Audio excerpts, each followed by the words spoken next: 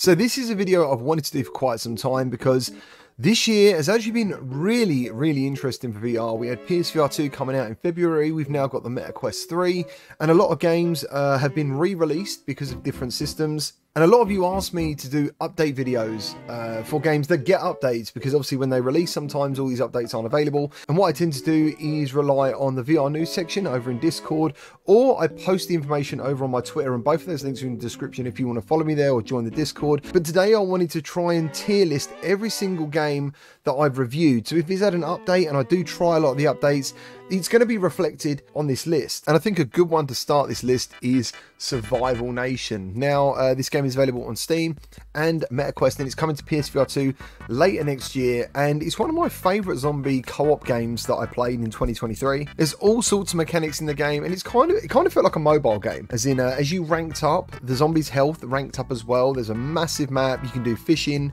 You can actually scavenge for stuff you need to create things. And it was just a really good game in general. So I'm going to put that in the A tier. I think that's a really good game. And as I said, all of these games are on the channel. If you want to look at a full review, just type Gamertag VR and the name of the game if you're interested after watching this video. Next up, we got Peaky Blinders. Now, unfortunately, I'm going to put this in the C section. I know it's just released on PSVR 2 and I haven't checked out that version yet, but the core game, at least on Quest, the AI was pretty bad, to be honest with you. I found the combat really lacking, and it's definitely more of a fan's game. A lot of the voice work they've done in this, and going to the pub and stuff, was fantastic, but the actual gameplay itself I found pretty mediocre, and that's why it's in a C. Kayak VR Mirage is pretty much exclusively on Steam and PSVR 2, and it's a fantastic experience. And while it's not a game, it's definitely one I would recommend you check out, because it's just good fun, you know, and it looks absolutely stunning. Sea Smash again is exclusive on PSVR 2, at least currently, and I really enjoy this game, and it's had some new updates as well. So I'm going to put this in the A category at the moment. The Light Brigade is one of the best roguelites that I've played this year. We recently had a game called Foglands, which I did a gameplay video on. I didn't get time to review it, but to be honest with you, that game was really overshadowed because of how great the Light Brigade is, and that is going in an S tier. Now, Grid Legends opened up the year actually on Quest, and it's got awful graphics, but underneath those graphics is a really great driving game. It literally does feel like the proper Grid game. It's got all the physics, so much content. I'm actually going to put this in the A category, and I do expect some of you to kick me back on this one because of the graphics, but honestly, sometimes graphics aren't everything. Survive has been out for quite some time on Steam, and it came to PSVR 2 earlier this year, and I really enjoyed it. I didn't expect to enjoy it as much as I did. Go and check out that video. It's a really good game. Hubris is now available on every platform, and to be fair, I think it looks best on PC, closely followed by PSVR 2 and then Quest. It doesn't really matter what platform you play this game on though. I found it quite a okay game, and there was a whole host of bugs when I played it last. This is like a graphical game more than anything, and I do enjoy it. I did enjoy it. I've completed it 3 times now, but yeah, unfortunately the combat is just very lacking. The AI is lacking. It feels like you only need to really power up one of the weapons. But yeah, Hubris is going to go in a B. Pavlov is now coming to the Quest on November 14th, so it's available now on every platform. Admittedly though, Pavlov Shack, which is the Quest version, is only playable on Quest. As PCVR and PSVR 2, you can cross-play. I'm going to put this in the S tier. Now, I know some of you are going to say about Contractors, but Contractors' actual core game isn't as good for me as Pavlov. Contractors has got fantastic mods, better than Pavlov, probably the best actually in first-person shooting, because you actually get real physics in the games. But if you're looking for a game to play for the game mode, such as Search and Destroy, Team Deathmatch, Gun Game, Pavlov is the game you want to check out. Thumper, even though it came out a long time ago on the original PSVR, it's available on Quest and everything, I think it's such a visually great game. I love the music. I love everything about Thumper.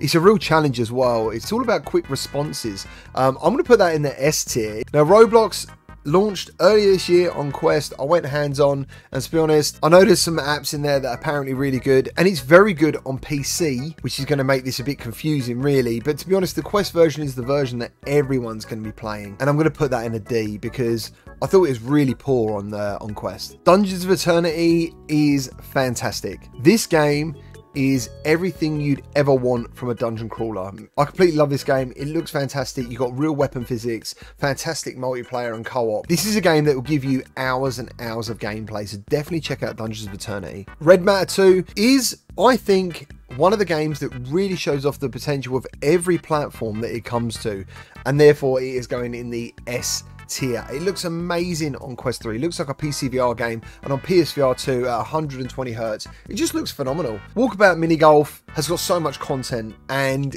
it's just an all-round fantastic game to play with friends. You can have, I think, up to 8 players. So Walkabout Mini Golf is definitely S tier. Now, Zombieland, I think I'm going to put in an A, and there's a couple of reasons. One, on the Quest and PC, it looks okay, but the PSVR 2 version is a completely different version. It's the best version of the game. If I was just ranking this for PSVR 2, I'd put it in S. If it's on every platform to weigh it up properly and balance it out, it's going to go in the A tier. This is a true arcade shooter, and it's all about quick reactions, not making any mistakes to get the best time you can. Definitely check out Zombieland. No Man's Sky is a brilliant game, and I think it's got to go in A tier, and I think the VR version of No Man's Sky is the best way to play it. I Expect You to Die, I hope it's coming to PSVR 2. I can't find any news on that, because the I Expect You to Die series are fantastic games, and they really do need to come to PSVR 2 because I want more people to enjoy them. I'm going to put these in an A tier. Pixel Rip 1978 came out early this year, and Ana Ribeiro is a fantastic developer. I love the team at Arvor, but 1978 really didn't hit the mark for me, and I think it's more of an age thing. I don't really know any of the Atari games featured in it, and while it did a pretty good job of being in the office and pretending you were working on these games, I found the gameplay quite mediocre, and I basically lost interest in it. Unfortunately, I'm going to put 1978 in the B category.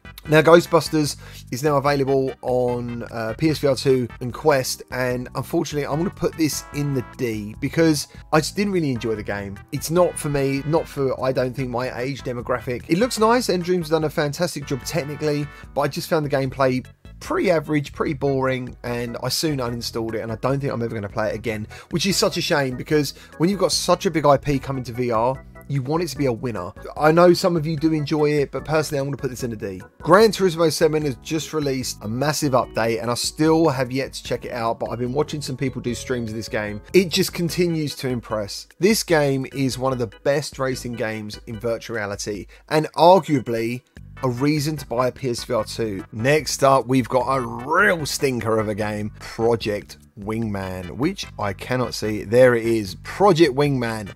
What a load of crap. Absolutely terrible, absolutely embarrassing for VR.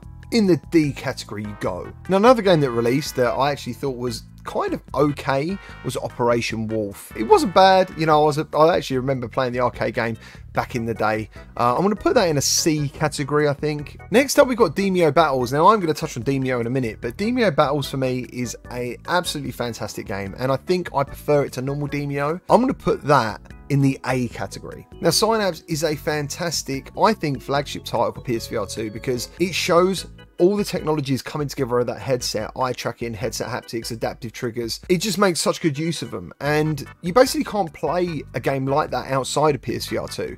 So I'm going to put that in the S category, even though the ending's terrible and it's a short game. The Seventh Guest, I think Seventh Guest is one of the best games I've played this year. Honestly, I love it. I love everything about that game. It's going to S rank. Breaches is going to go in the A category. They've only just introduced levels, right? And that kind of held it back for me. I was playing it, I was enjoying it, but because there was no sense of progression, it kind of made me not want to keep playing it. It's coming to PSVR 2 soon with all the updates, and I am going to be dropping a video on the PSVR 2 version exclusively. So I'm going to chuck that in the A category for now. Stride Phase, I'm going to put in the B category. It's just released on Quest and Steam. It's a great looking game. Definitely had some technical problems, but overall, as I said in my review, I felt like I was just playing the game to get towards the end of the game. I wasn't necessarily enjoying every single part of it, and it's very repetitive. Journey to Foundation is a weird one for me. I was a massive fan of the TV show, and it's obvious that some people are very passionate about Journey to Foundation, especially from my review. You could tell that from the comments. I found it heavily boring. I felt like the trailers made it look a lot more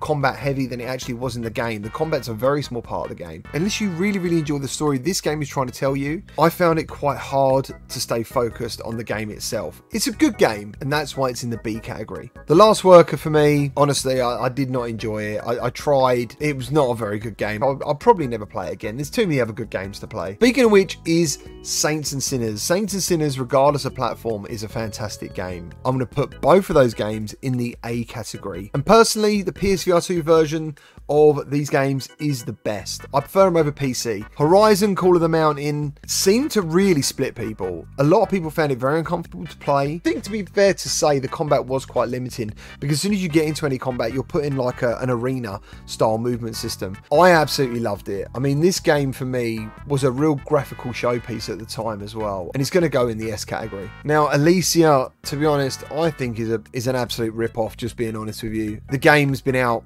I don't know, in beta and alpha for a little while, and I recently went hands-on with the newest version, and apart from a brand new menu, I don't see what this game's trying to achieve. For a year's development, nothing had really changed. So I would avoid Alicia. I'm going to put that in the D. Firewall Ultra. My heart bleeds about this game because on PSVR, it was one of the best games I ever played. Sunk so many hours into it. Absolutely loved it. Loved streaming it. Unfortunately, I think their mission to use the technologies of PSVR 2 really changed the way this game was being developed, and they kind of forgot to make a lot of things fun over choosing to use technology such as eye tracking to throw grenades. It feels quite clunky to play. I'm still waiting for updates. I'm still waiting for people to come along and tell me, GT, this game is now amazing, just like the original.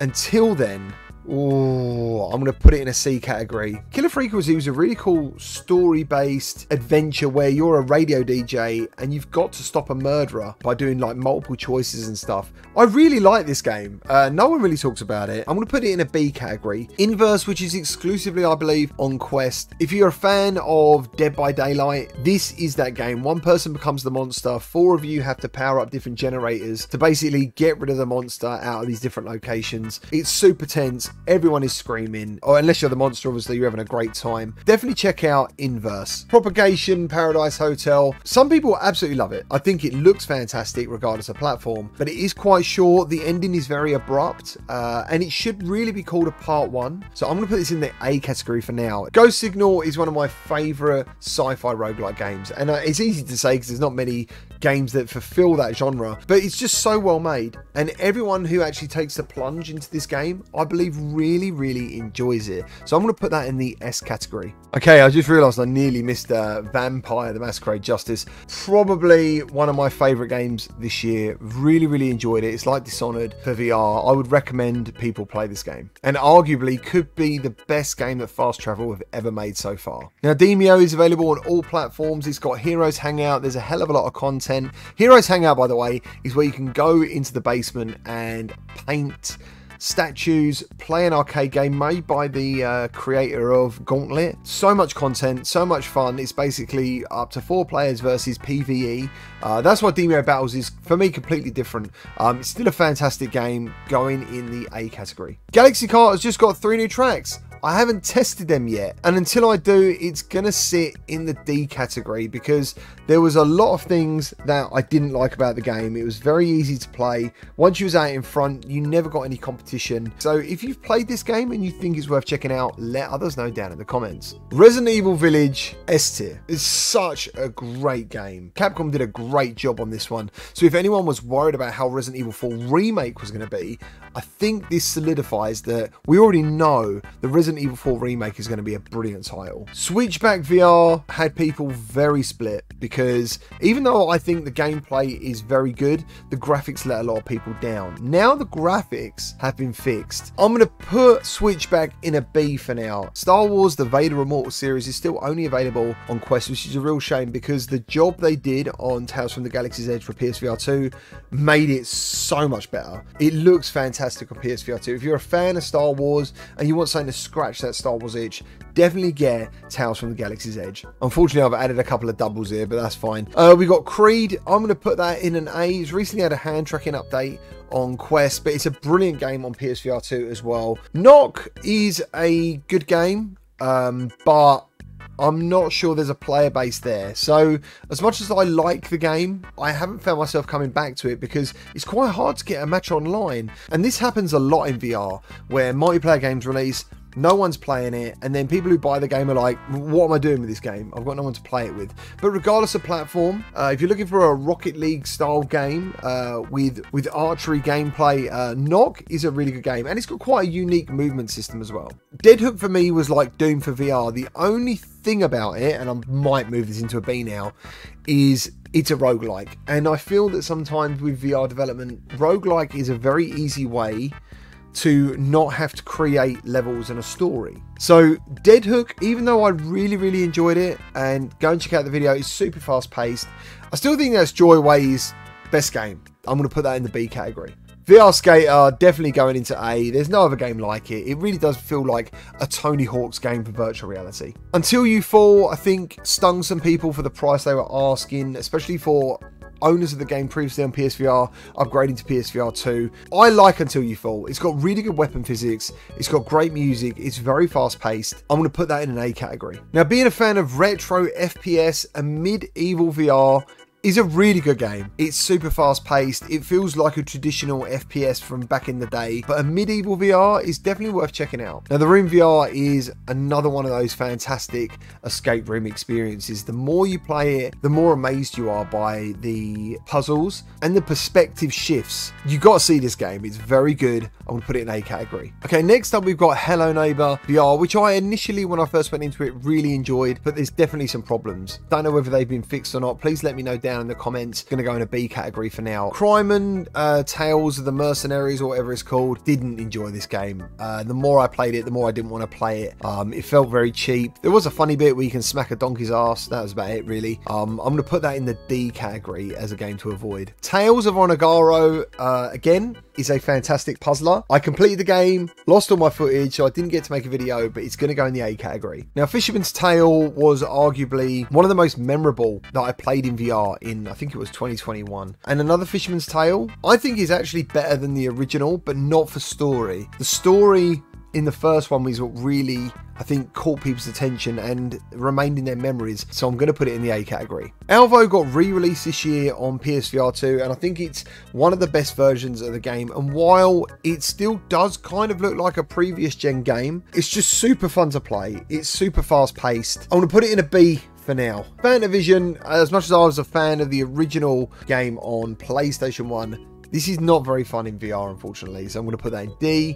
Cosmodread is one of my favourite horror shooters in virtual reality. Admittedly, the enemies look quite basic and simple. Definitely check out Cosmodread if you're a fan of Dead Space. And last but not least is Tetris Effect. And obviously this game released a long time ago, but I definitely feel the PSVR 2 version is the best version. With headset haptics and eye tracking, when you lose yourself to playing Tetris in virtual reality, it's like nothing else matters. Everything else in the world just melts away, and you're just in here looking at amazing visuals. So there it is. Let me know your comments down below. I know these videos can really trigger some people, but this is how I feel everything is at the moment. And we've obviously got some fantastic games coming for the rest of the year, so I felt it was quite a good time just to nail this down. You know, if you come to me and said, GT, what do you think about this game? This is where I believe everything should be. I hope you enjoyed the video. If you did, remember to like and subscribe, and I will see you on the next one.